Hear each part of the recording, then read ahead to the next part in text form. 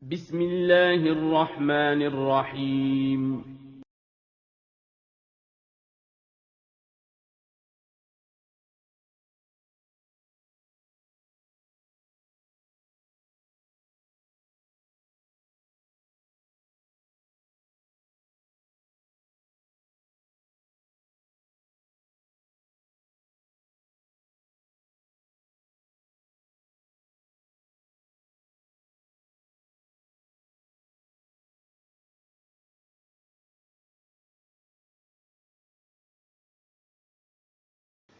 Bismillahirrahmanirrahim. Assalamualaikum warahmatullahi wabarakatuh.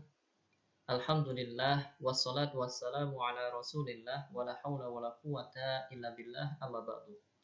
Kaifa halukum? Bagaimana kabar kalian? Putra-putri, siswa-siswi SD Islam Imam Syafi'i Sangatta. Semoga kalian semua di hari yang berbahagia ini dalam lindungan Allah Subhanahu wa taala, sehingga kalian tidak kekurangan suatu apapun, dan harapannya kalian bisa tetap belajar dengan giat dan semangat tentunya. Mari kita berdoa terlebih dahulu sebelum kita belajar agar kita mendapat ilmu yang barokah. A'udzu billahi minasy syaithanir rajim. Bismillahirrahmanirrahim. Allahumma ighfir li dhunubi wa liwalidayya wa lil mu'minin. Allahumma inni as'aluka ilman nafi'a wa rizqan thayyiba wa amalan mutaqabbala. Anak-anakku yang soleh-solehah, siswa-siswi SD Islam Imam Syafi'i Sangatta, hari ini kita akan belajar tentang sejarah Islam. Adapun materi yang akan kita sampaikan pada pelajaran hari ini yaitu tentang kisah keislaman Hamzah bin Abdul Muttalib radhiyallahu taala anhu. Mari kita simak bersama kisah keislaman Hamzah bin Abdul Muttalib radhiyallahu taala anhu. Untuk lebih memahamkan kalian tentang kisah keislaman Hamzah bin Abdul Muttalib, silakan dibuka buku kalian halaman 35. Ya, di halaman 35 ya, sambil dibaca-baca dan juga sambil didengarkan materi videonya supaya lebih luas wawasan keilmuan kita. Jadi kisah tentang keislaman Hamzah bin Abdul Muttalib radhiyallahu taala anhu. Pada tahun ke-6 kenabian Muhammad sallallahu alaihi wasallam, tepatnya di bulan Dzulhijjah, ini terjadi sebuah peristiwa penting yang menyebabkan perubahan besar dalam perjalanan dakwah Islam. Ya. Jadi keislaman Hamzah bin Abdul Muttalib ini terjadi pada tahun ke-6 setelah kenabian Rasulullah Sallallahu Alaihi Wasallam. Jadi ke tahun ke-6 kenabian Nabi Muhammad Sallallahu Alaihi Wasallam, tepatnya di bulan Dzulhijjah. Ya, jadi di bulan Dzulhijjah di tahun ke-6 kenabian ini terjadi peristiwa penting, peristiwa bersejarah yang membawa perubahan besar terhadap dakwah Islam di waktu itu, yaitu masuk Islamnya Hamzah bin Abdul Muttalib radhiyallahu taala anhu. Hamzah bin Abdul Muttalib adalah paman Rasulullah SAW sekaligus saudara sepersusuan beliau. Ya. Awal keislaman Hamzah radhiyallahu taala anhu, sebagaimana ditulis dalam buku-buku sirah, dipicu oleh fanatisme hubungan keluarga dengan Rasulullah Shallallahu Alaihi Wasallam. Jadi dipicu oleh fanatisme hubungan keluarga. Ya, jadi Hamzah bin Abdul Muttalib ini masih memiliki hubungan keluarga dengan Rasulullah Shallallahu Alaihi Wasallam. Karena Hamzah bin Abdul Muttalib beliau adalah paman Nabi Shallallahu Alaihi Wasallam. Kejadian itu berawal ketika seorang budak wanita dari Abdullah bin Jud'an berada di tempat tinggalnya. Dia melihat Abu Jahal bertemu dengan Rasulullah Shallallahu Alaihi Wasallam di bukit Sofa. Ya. Jadi Abu Jahal ini melewati Rasulullah Shallallahu Alaihi Wasallam ketika berada di bukit Sofa. Ya. Ia melihat Abu Jahal. Jadi budak ini melihat Abu Jahal bertemu dengan Rasulullah SAW di bukit Sofa. Saat itulah Abu Jahal memaki-maki dan menyakiti Rasulullah SAW. Rasulullah dipukul oleh Abu Jahal dengan batu hingga berdarah. Ya. Namun Rasulullah SAW beliau diam dan tidak membalas. Ya. Rasul tidak menanggapinya, tidak membalasnya, tidak menanggapinya dengan satu kata pun. Nabi SAW tetap diam. Kemudian Abu Jahal pun berpaling, ya, menuju orang-orang Quraisy di dekat Ka'bah dan duduk bersama mereka. Ya. Jadi setelah Abu Jahal ini mencaci maki Rasulullah SAW, bahkan menyakiti Rasulullah dengan memukulnya dengan batu sampai berdarah, dan melihat Rasulullah SAW diam, tidak menanggapi dan tidak menjawab dengan satu kata pun, Abu Jahal pergi meninggalkan Rasulullah dan menuju dekat Ka'bah, kemudian berkumpul bersama orang-orang Quraisy di situ. Tidak berselang lama, Hamzah bin Abdul Muthalib datang dari berburu, ya, sambil menyandang busur panahnya. Kemudian sang budak wanita tadi yang melihat kejadian yang dialami Rasulullah SAW tadi memberitahukan kepada Hamzah apa saja yang dilakukan oleh Abu Jahal. Ya. Jadi budak wanita tadi memberitahukan kejadian-kejadian yang dialami oleh Rasulullah SAW kepada Hamzah. Ya, yaitu Rasulullah SAW dicaci maki dan disakiti oleh Abu Jahal. Diceritakan oleh budak wanita tersebut kepada Hamzah bin Abdul Muthalib radhiyallahu anhu. Hamzah, ya, yang merupakan seorang pemuda Quraisy yang berkepribadian, ya, yang kuat dan mempunyai harga diri yang tinggi, terusik emosi amarahnya. Dan hal ini memang atas izin Allah Subhanahu wa taala. Karena Allah Subhanahu wa taala ingin memuliakan Hamzah dengan Islam. Jadi Hamzah bin Abdul Thalib tidak terima ketika Nabi SAW disakiti oleh Abu Jahal.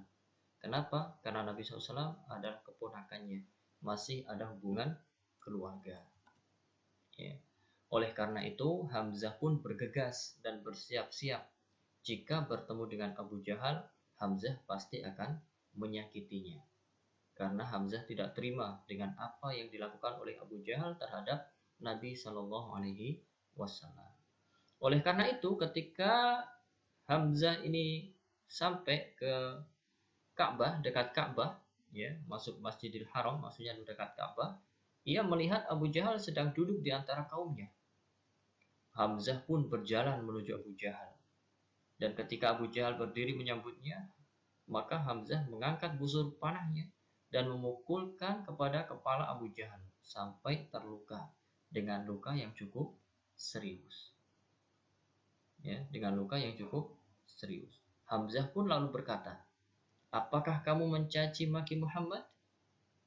Aku sekarang mengikuti agamanya dan mengucapkan kalimat yang ia ucapkan. Silakan kamu balas perbuatanku ini jika kamu berani." Ya, melihat perlakuan Hamzah kepada Abu Jahal, maka ada beberapa orang laki-laki dari Bani Makhzum yang berdiri hendak membantu Abu Jahal. Tetapi Abu Jahal melarang mereka. Begitulah seterusnya. Hamzah radhiyallahu anhu kemudian memeluk agama Islam dan mengikuti apa yang diucapkan oleh Rasulullah Sallallahu Alaihi Wasallam. Ya, begitu mengetahui Hamzah radhiyallahu anhu ini sudah memeluk Islam, saat itulah kaum Quraisy menyadari bahwa Nabi Muhammad SAW akan memperoleh kejayaan dan terjaga. Hamzah yang dikenal sebagai pemberani ini akan menjaga Rasulullah SAW, ya, sehingga mereka pun, yaitu orang-orang kafir Quraisy, mengurangi gangguan terhadap Rasulullah Shallallahu Alaihi Wasallam. Jadi ini kisah singkat tentang keislaman Hamzah bin Abdul Muttalib radhiyallahu ta'ala anhu. Jadi beliau masuk Islam disebabkan fanatisme, ya, fanatisme keluargaan. Ya, tidak terima jika Nabi SAW disakiti atau dicela. Kenapa? Karena Nabi SAW masih memiliki hubungan saudara dengan Hamzah bin Abdul Muttalib. Dan dengan sebab itulah Allah Subhanahu wa taala memberikan hidayah kepada Hamzah bin Abdul Muttalib untuk masuk ke dalam agama Islam. Ini ya kisah singkat. Kemudian anak-anak yang soleh-solehah, ya, ada pelajaran berharga dari masuk Islamnya Hamzah bin Abdul Muttalib ini. Yang pertama, ya, boleh jadi yang kita tidak suka itu malah baik untuk kita. Ya. Jadi terkadang ada perkara-perkara yang kita tidak suka, tapi sebenarnya itu adalah baik untuk kita. Misalnya apa? Misalnya belajar, menghafal, menulis, membaca. Kita semua tidak suka itu, ya enggak? Menghafal itu susah, berat, menulis banyak, capek. Membaca juga susah, lebih enak lihat atau nonton TV dan lain sebagainya, ya, berat. Kita tidak suka, namun itu adalah baik untuk kita, ya, itu adalah baik untuk kita. Kalau kita sekarang bersusah payah belajar mencari ilmu, insya Allah kita akan mendapatkan buah ilmu di kemudian hari, di dunia terlebih lagi di akhirat kelak, ya, kita akan mendapatkan buahnya, kita akan merasakan manisnya bersusah payah dalam menuntut ilmu. Begitu juga dengan ibadah-ibadah yang lain, sholat, ya, sholat tidak kita suka karena berat, ya, godaannya juga berat, digoda oleh setan, digoda oleh tontonan TV, digoda oleh game dan lain sebagainya, sehingga ketika terdengar suara azan, ya, malas untuk melakukannya. Padahal itu adalah baik untuk kita, ya, itu adalah baik untuk kita. Maka dari itu, ya, kita harus berusaha untuk tetap menuntut ilmu, untuk tetap melaksanakan sholat 5 waktu, ya, jangan sampai bolong-bolong. Ya, kalian sudah kelas 4, sholatnya harus genap 5 waktu, ya.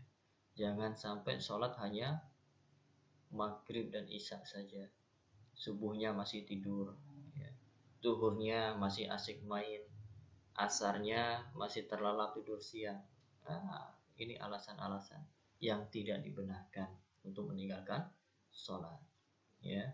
Kalian sudah mulai dewasa, sudah mulai balik, jaga sholat kalian, ya, jaga sholat kalian. Lihatlah Rasulullah SAW disakiti oleh Abu Jahal, dicela oleh Abu Jahal, malah di balik itu ada kebaikan yang banyak, ya. Itulah faidah dari beriman kepada takdir Allah. Pasti ada hikmah terbaik di balik ketetapan qada Allah, ya. Begitu juga dengan musibah-musibah yang kita alami, misalnya kita jatuh dari sepeda, uang kita hilang. Itu semua adalah takdir Allah. Dan kalian harus ketahui dan yakini bahwasanya di balik itu semua ada hikmah, ya, hikmah yang baik, ya. Karena di setiap ketetapan Allah itulah yang terbaik untuk kita. Ya, terkadang kita menganggap itu adalah sesuatu yang tidak kita sukai, maka sejatinya itu adalah kebaikan untuk kita. Maka dari itu kita harus mengimani kepada takdir Allah Subhanahu wa taala, baik itu yang baik ataupun yang buruk. Dan ketika kita ditimpa musibah, ditimpa kemalangan, maka kita harus sadar itu semua adalah takdir Allah. Di balik itu semua ada hikmah, sehingga kita akan memuji Allah, dan ini yang paling mulia. Dan kita tidak akan mencela Allah disebabkan kesialan yang kita alami. Kenapa? Karena kita yakin di balik kesialan itu ada kebaikan yang mungkin belum kita ketahui, ya. Jadi ini yang pertama, boleh jadi yang kita tidak suka itu malah baik untuk kita. Yang kedua, dari kisah masuknya Hamzah bin Abdul Muthalib kita mengetahui akan keutamaan membela Rasulullah Shallallahu Alaihi Wasallam. Allah berikan kepada Hamzah bin Abdul Muthalib kemuliaan, dikenang sepanjang zaman.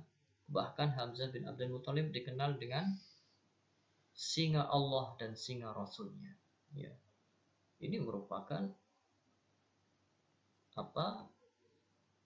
kemuliaan ya yang dimiliki oleh Hamzah bin Abdul Muthalib radhiyallahu taala anhu. Jadi orang yang membela Rasulullah dia akan mendapatkan kemuliaan di dunia dan juga di akhirat kelak. Maka dari itu kita bela Rasulullah SAW. Kita sebagai penuntut ilmu, ya sebagai pencari ilmu, kita membela Rasulullah SAW dengan mempelajari ilmu-ilmu tersebut. Kita hafalkan hadis-hadis Rasulullah, kita pelajari sirah-sirah Rasulullah. Itu cara kita untuk membela Rasulullah Sallallahu Alaihi Wasallam. Ya, maka dari itu kalian harus tetap semangat mempelajari hadis-hadis Rasulullah SAW, menghafal hadis-hadis Rasulullah Sallallahu Alaihi Wasallam, membaca sirah-sirah ya, perjalanan hidup Rasulullah SAW dan para sahabatnya. Ya, sebab berkat pembelaan yang sangat mulia ini Allah Ta'ala membuka pintu hati Hamzah untuk masuk Islam. Yang ketiga, masuk Islamnya Hamzah karena rasa harga diri atau fanatisme yang tidak ingin keluarganya hina dan disakiti. Kemudian Allah lapangkan hatinya untuk menerima Islam. Dan yang keempat, fanatisme itu tidak selamanya tercela.